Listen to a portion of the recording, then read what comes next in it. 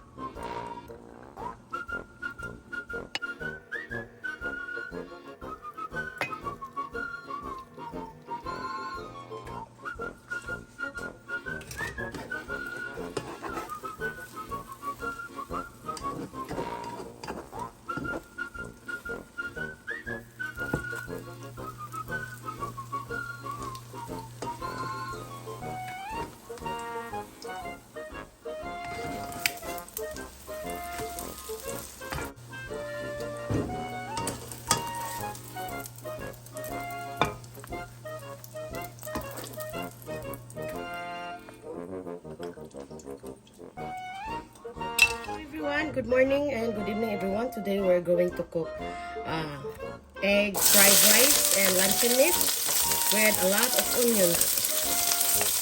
So we have to caramelize the onions, and then you have to add 3 or 4 cloves of garlic chopped and fresh. So you have to stir it.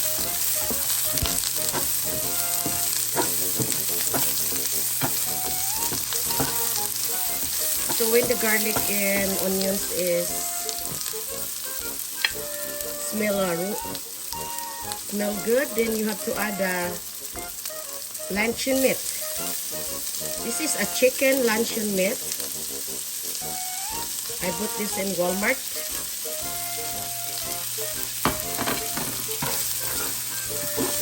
It's very cheap and very easy to cook, you know? So after you add your luncheon meat, chicken, and then you have to add the carrots.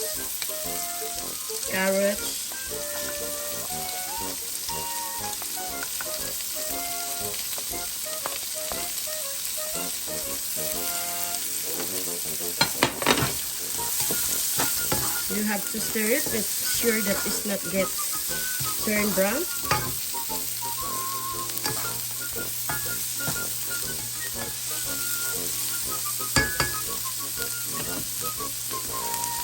And also the frozen peas or green peas, they call green peas.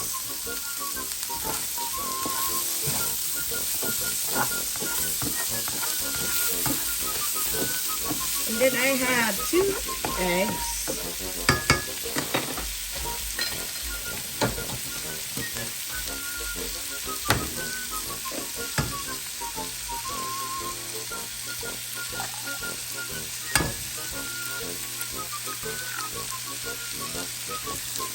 So you have to do slowly.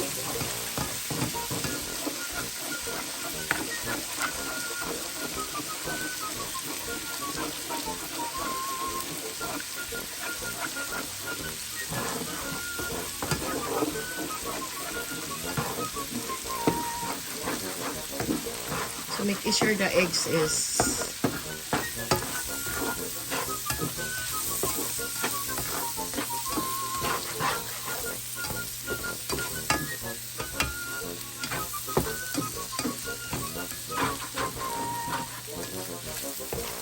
subscribe, guys. Don't forget to subscribe, and thank you for support my channel. So as you can see, guys, no, So, and then the cold rice. This is the old rice.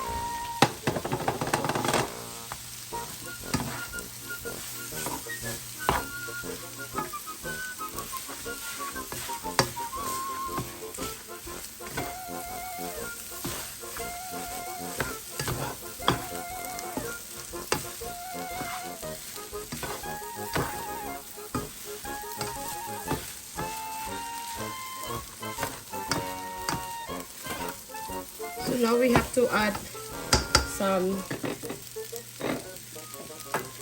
fish sauce, like 1 tablespoon of fish sauce. Of course, the sugar, 1/2 tablespoon of sugar. I always add sugar in my fried rice, and also 1 tablespoon of beef powder, or they call beef stock. There, and you have to stir it.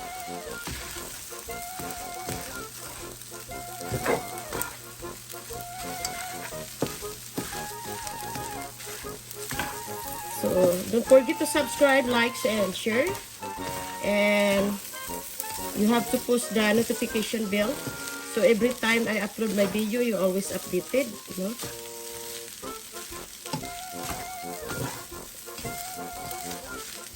So this kind of fried rice, we have to put the jalapeno. So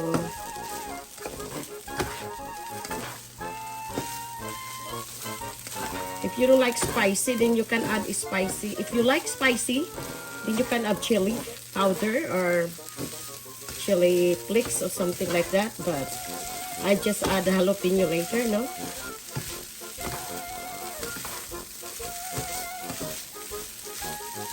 So before we add the jalapeno, I'm gonna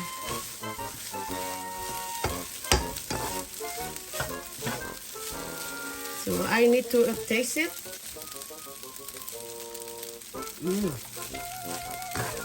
It's really good. It's really good, guys. A little bit more beef powder. It's already good, but still, instead like I put the salt to taste or oyster sauce, I just put the beef stock, you know. So make sure the carrots is cooked.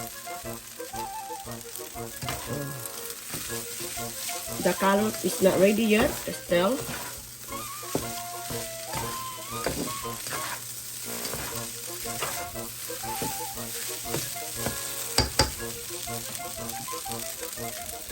We have to put along the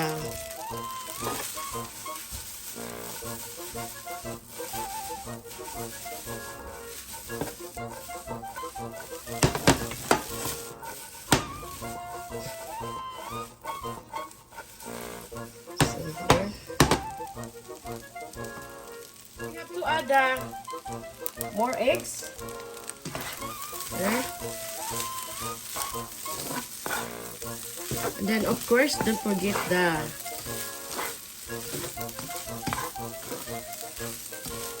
black pepper. So we have to try again the carrots, making sure the carrot is cooked.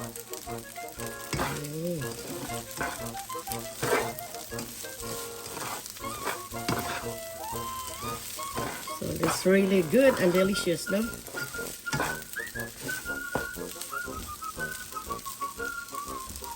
So, black pepper.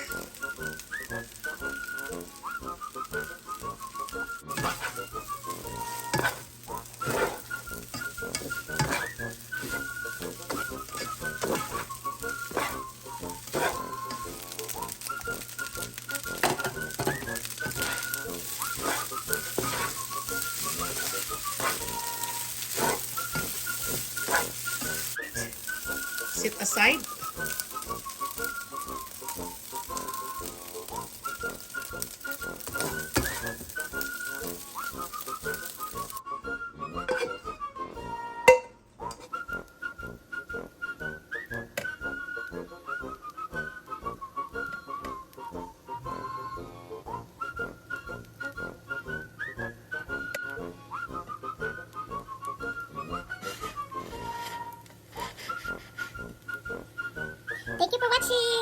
guys. Our yummy fried rice. Thank you, thank you.